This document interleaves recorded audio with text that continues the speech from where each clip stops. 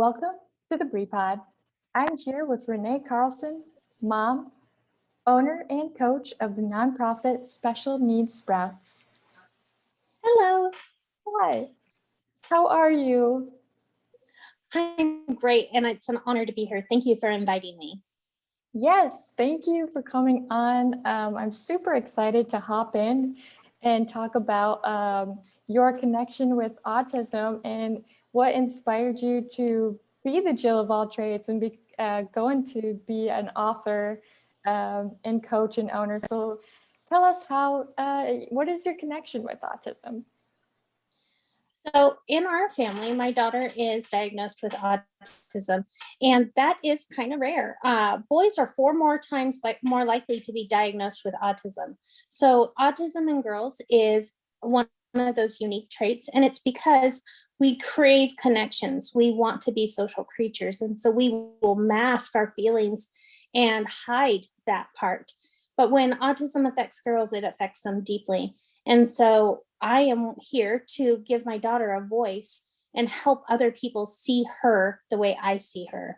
My husband was also diagnosed with autism. He has high functioning autism, which means it doesn't affect his life to a daily extent, and he is able to mask most of his symptoms during the day, and then he is able to make it through quite easily through his day. But he does have those issues that affect him greatly.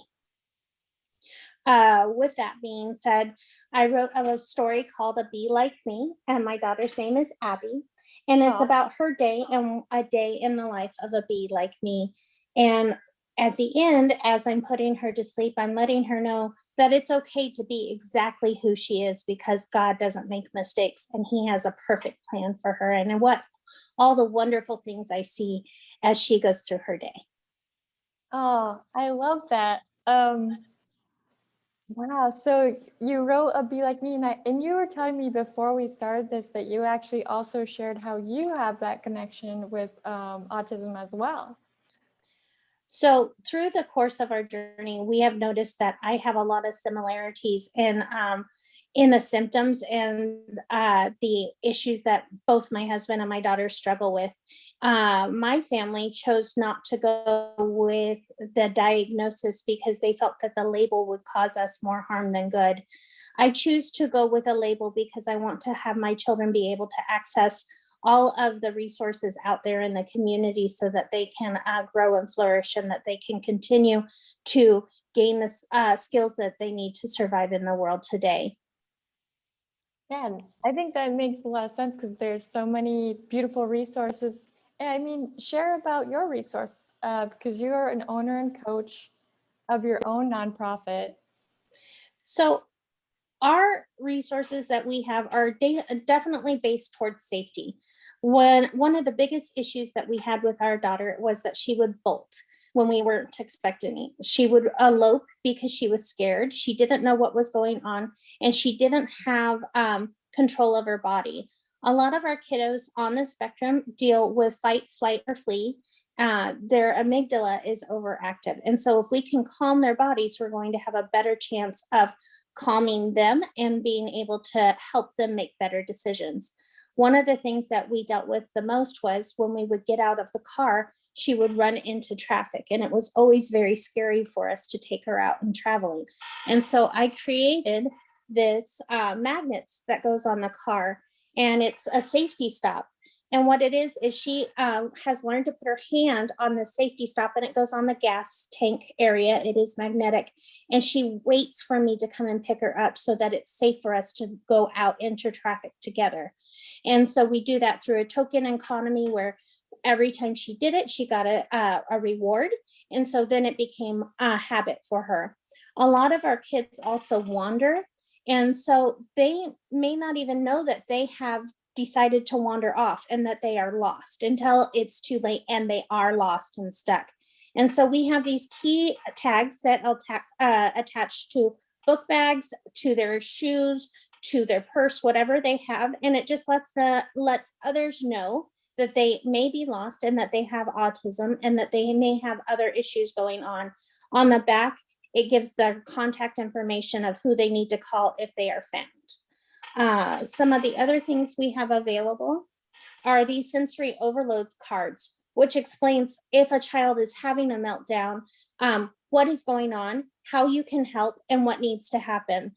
If my son was out traveling, he also has special needs, and he were to meet somebody and he would get upset, he's able to pull this out, give it to the people, that the first responders, and they're able to see what he's dealing with and what's going on. And then again, it has what they should be expecting and then the resources of who to call. So these are very handy for us out in the community, and it gives people just another understanding of what is going on and that how to help in that situation. For at home, we have non-verbal redirects, which are just amazing because you don't want to get into a confrontation with your child if you can avoid it. This is something I will give to my children if they're misbehaving. And it's just a simple reminder, hey, don't like what you're doing. Can you change it? And then on the back, it says, please stop what you're doing and make a better choice. So once they've decided to make that better choice and they are back on track, I can take this away. And it is a nonverbal prompt from us to say, hey, make a better decision and move on with life. We know our kiddos are having a lot of trouble wearing their masks these days, especially in the pandemic. And I do know that it is proper that they wear their mask. But this button allows families to just say, hey, my child is trying to wear the mask. We are having some difficulties. Just give us some space. It's not going to get us out of wearing masks. I'm sorry, that's not something I'm able to do. But it is giving awareness to the fact that this child may have more trouble. We also have these mask clips that you can attach to your clothes so the child doesn't lose its mask. Because I can't tell you how many times we've lost my daughter's mask and would have to go back to the car. And that's upsetting for both me and my child. So if I can keep her mask on her, I have a better chance of keeping it on her face. So those are just a few of the resources that we have available. We also have a community resource, and it's called our Beehive, and it's a group on Facebook, and we meet weekly, and it's called the Weekly Buzz at Wednesday nights at 8:30. And we come in and we have a great time getting to know you. We ask about your highs, your lows, self-care, and then we play some games to get to know you better. Wow, that's so cool. Like all of those resources are so helpful. And I think like coming from my perspective, like it's nice to see that it explains, what this is what I need, because I know sometimes with autism, there's the nonverbal where they can't be like, hey, this is what's going on. Yes, they're unable to express their needs at that moment because they're overwhelmed with the emotions that they are dealing with, whether they be good or bad. My daughter deals with excess emotions, whether it be happy, sad, mad, or glad. We just deal with excess emotions and how it's going to reflect in her body. So she does a lot of stimming, which is how she interacts with the world. She wants to touch and taste and feel the world. That's how she does best. And so giving her sensory toys and giving her outlets for that allows her to calm her body in a productive manner. I love that. And I like that you have, well, a couple of things. I love that you've used the bee with her name. That was really cute how that worked out. And then just like having the group for other moms and dads and kids to come in and be a support system, but also play games and learn from each other. That's such a cool thing that you created. I love it. And you said that was called Our Beehive? Our Beehive, yes. It's a community group on Facebook. And I will give you the resources that we can add to this. And if you'll just go ahead and join the group, then we'll give you the information of the Zoom to join for the weekly meetings. Oh, perfect. So tell me, with autism, what are the misconceptions that you've found? One of the biggest misconceptions is all autistic children act the same. And, a lot of us have that picture of Rain Man, unfortunately, in our heads when we hear the word autism. And that is so much farther from the truth than you can go. Each child is unique. Each of their personalities are unique, just like a neurotypical family. Some of them really dig the movie lines, and some of them, my daughter is very artistic. She will color for hours in a detailed coloring book, and she did this at a very young age. My daughter also loves puzzles, and she was able to do 1,000-piece puzzle at the age of 7. And she doesn't even look at the picture. She just figures it out. We've done our puzzles backwards, forwards, inside out, and she always figures out how to put them together. So we keep her busy and keep her mind occupied that way. For some of our others, it's anything. Legos are always a big draw for our kiddos. Trains, how things spin, how things operate. My husband's very analytical, and I'm very creative. There are times when I'm working on my books, and most of my books are rhyming books because I want that message and that repetitive pattern. I want the message to sink in. So there are days that I will speak in rhymes all day long. And by the time my husband is done with me, he's like, okay, Renee, we got to give it a break. So, you'll get into those repetitive patterns. That's very interesting to me, because I do agree that I've heard so many times people say, like with the spectrum, people think that it's Right. just like a straight across line. But when I was researching and learning more and more about it, it's actually like a pie chart, and it's kind of different Yes. little pie pieces. Yes. And what were some of the signs and symptoms that you saw, with kiddos? For my daughter, she wouldn't look at us. She didn't want to be held. She didn't want to be touched. She hated it being cuddled. And I mean, that's what you want with your baby. You want to cuddle them, and you want to hold them tight, and you want to look deeply into their eyes, and you want to share those moments. And we didn't have that at all. The other thing was that she was slow to speak. So she didn't start speaking until she was like 4 or 5. And so everyone else's kids were babbling, everything else was kind of going right. And my child just wouldn't speak. We couldn't get a word out of her. Now we can't hush her up, but that's a whole nother story. But things like that. And then her particular interest in certain objects, where it would just stay on those objects. She was very fixated on different things. And then the key that everything wasn't going right was she was starting to do self-harm, where she was doing a repetitive behavior until it caused harm. And that's what really got us online.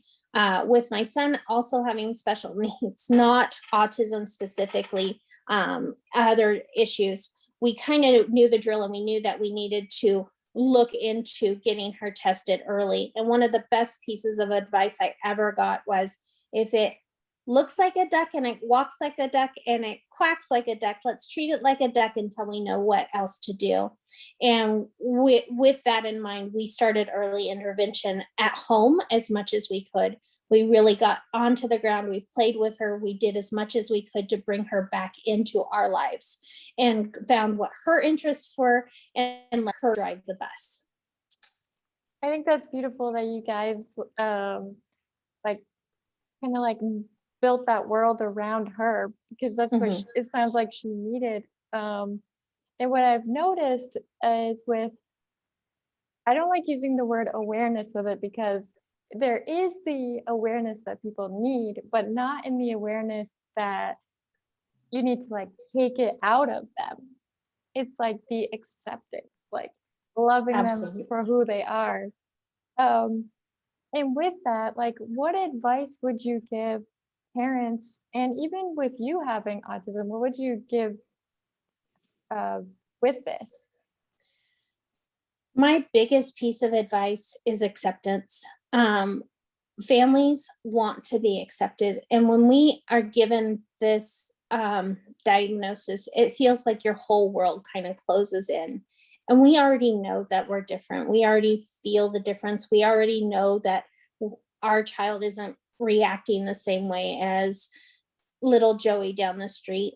We've already been kind of figuring that out all along the way. All we want is compassion. We want to be included. We want to be treated just like everybody else. And oftentimes we are not. I don't want to have them over. They may do this, they may do that.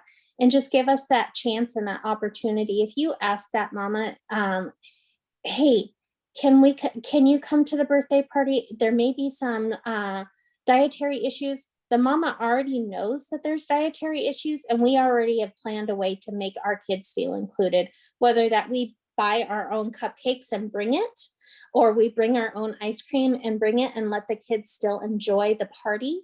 Or is it, do you have a quiet place that my child can go and decompress and then come back out?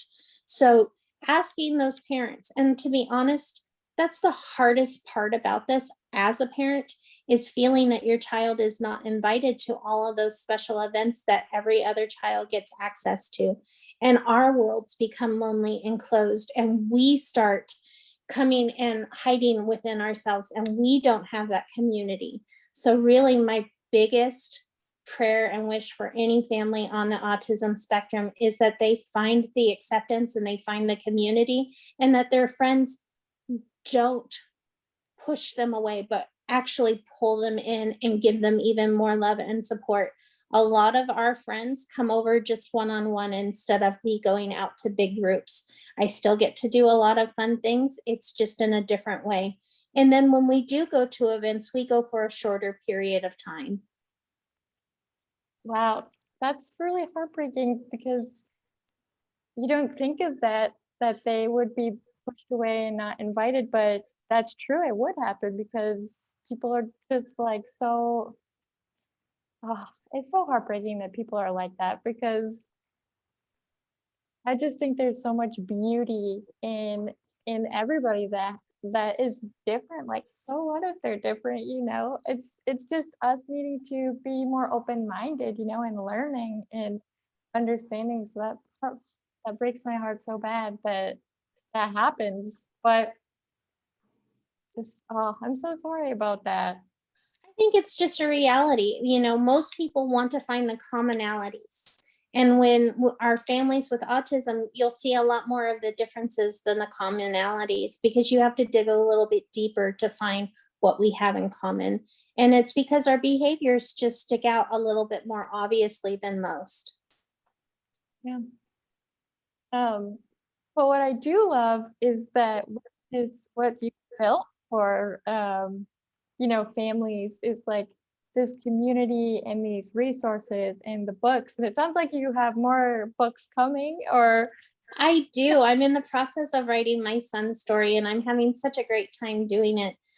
He's older. He's actually a senior this year, and it's just so amazing to kind of look back through his journey of where he started and where he's come from, and all of the trials that he's faced and how far he's come through all of them, and just to see the great young man that he's become. Now, does he have a lot of struggles and trials? Yes.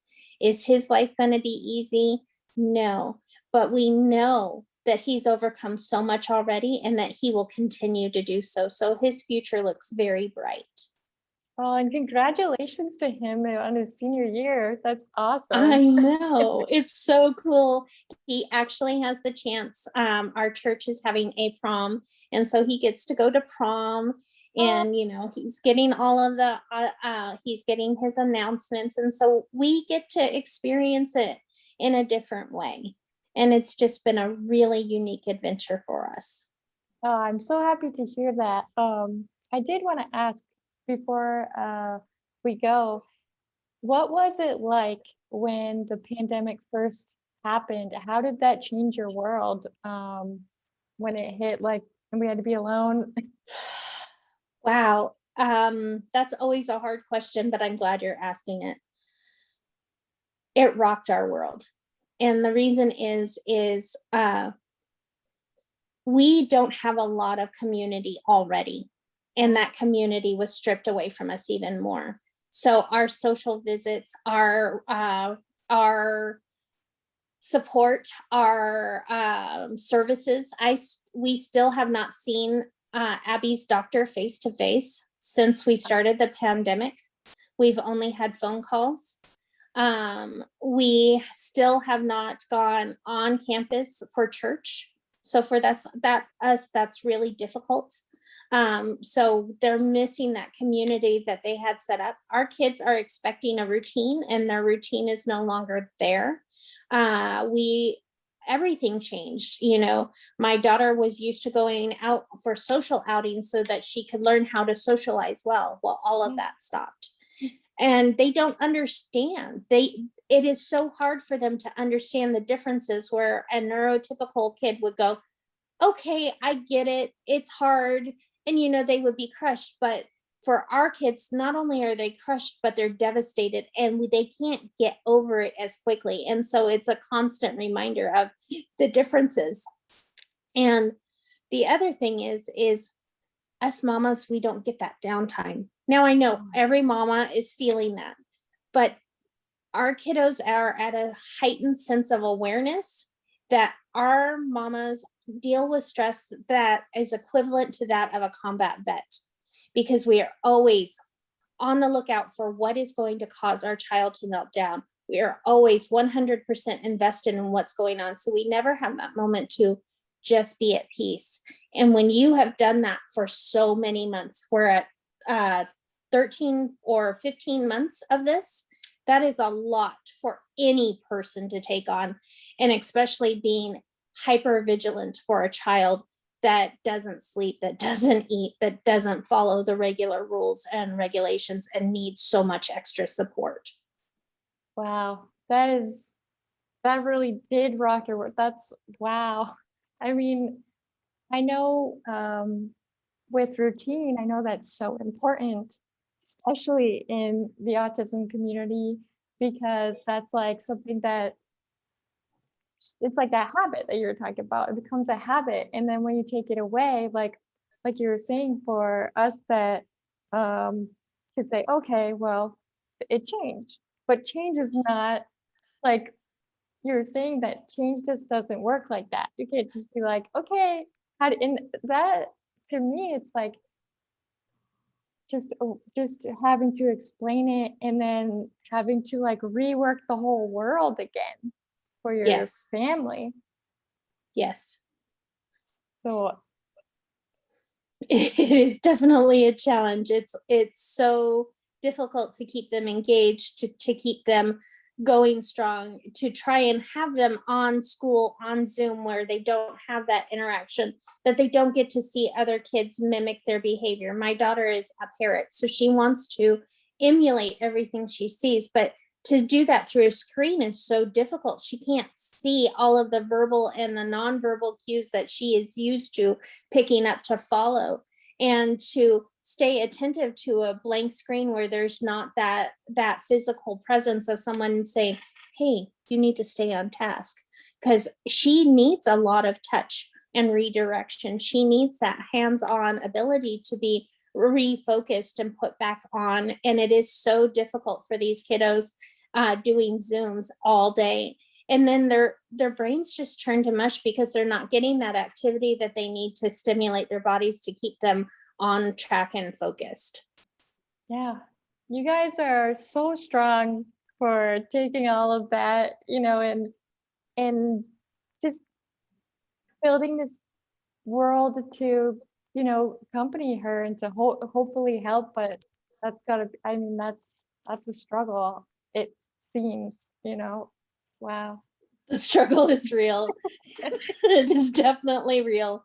And what I really want to say, and what I hope that people will hear, is families with special needs kids are just looking for some compassion and community. They just want to be accepted for who they are. They just want you to spend time with them. They just want to be heard. And that is a lot of what is missing, because a lot of people want to give us space and distance themselves because they don't understand what's going on. And it is absolutely one of the worst things that you can do, because you are missing out on a great family, and you are missing out on the opportunity to meet some amazing kiddos.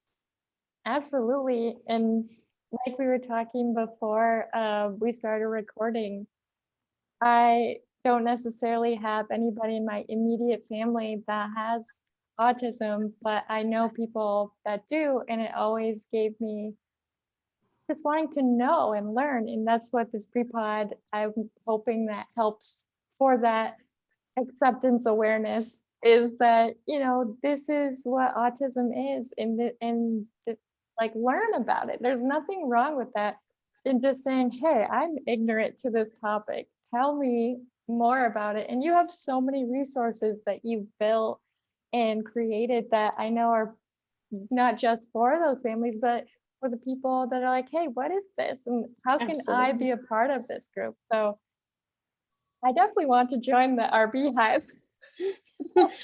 Well, unfortunately, you wouldn't be allowed That's because it is for the autism families. We want that safe place to land. yeah. We want that place for our families to feel loved and accepted for whatever. And I got to tell you, our normal days don't look like your normal days.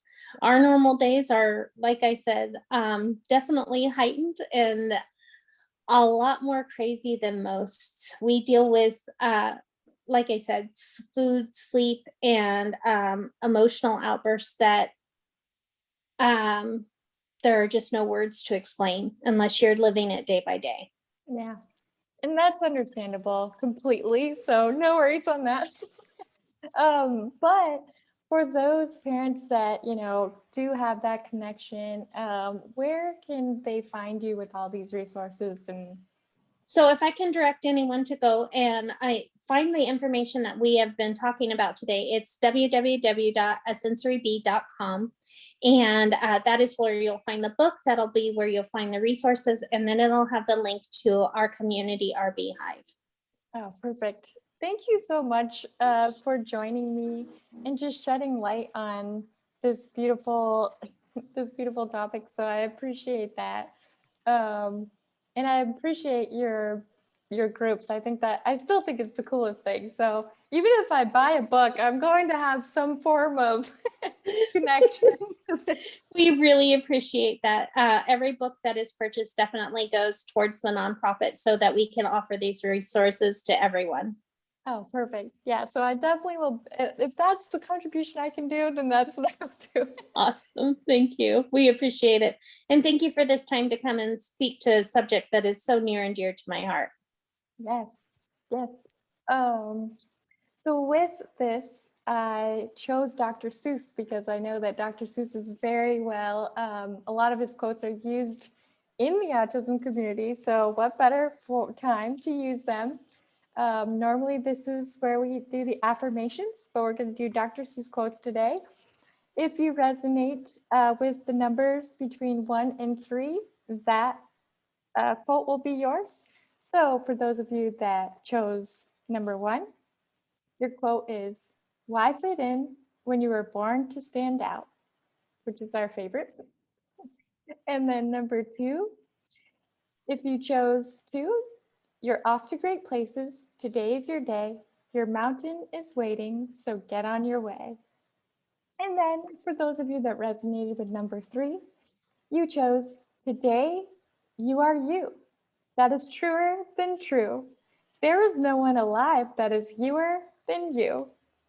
And with that, you are loved, you are worthy, you are cherished, and I am proud of you. Until next time on the Brie Pod. Bye.